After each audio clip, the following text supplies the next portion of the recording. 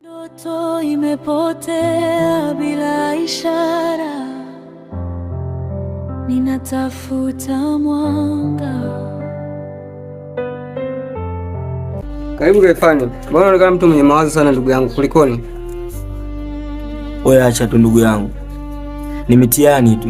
Mitihani gani rafiki yangu? Niambie ukweli tu, japo mshemeji yako yupo, simwogope, niambie. Wewe acha tu ndugu yangu, matatizo yangu ni yale ambayo kuhusu hii pete inaonisumbua. Sasa unazungumzia swala la pete. Pete iko wapi? Pete hapa.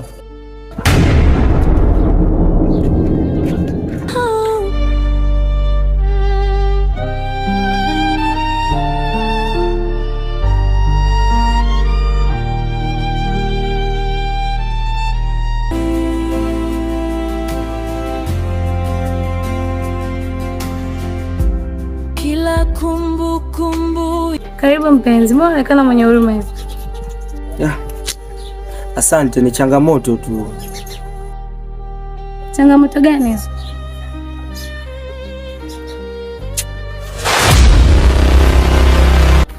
Umeanza kuwa chizi sasa. Kwa mapenzi upendo uliofanya mpaka nikaitwa chizi. Eti sawa, sio nisema nikuache, za nitakwenda kwa nani na wendo wangu mwandani, sikia. Hii mwanangu. Hai fresh kama kawa. Karibu ndugu yangu. Ndugu yangu, mimi na kipengele. Ni kuhusu hii pete inanisumbua.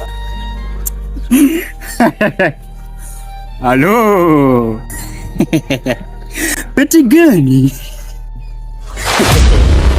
Pete gani? Hii hapa pete, hii hapa. Acha zako mkuu ndugu yangu, tafuta kazi ya kufanya. Kiasi tunasia akili tu. Acha zako, tushakuzoea pala zako. Kila siku pete iko wapi hapo?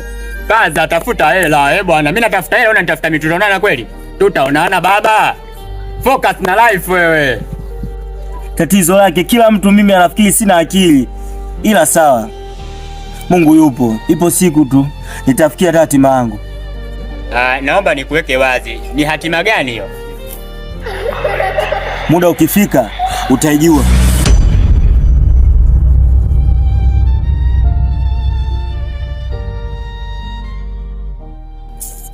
Hauna issue, tafuta kazi baba.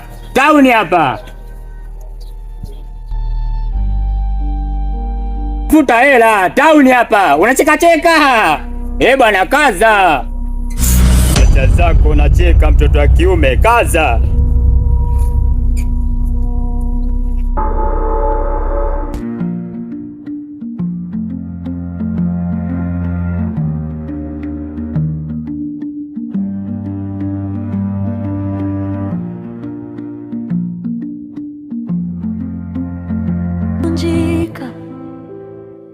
Giza limejaa ndani, kila hatua, kila ndoto imepotea bila ishara.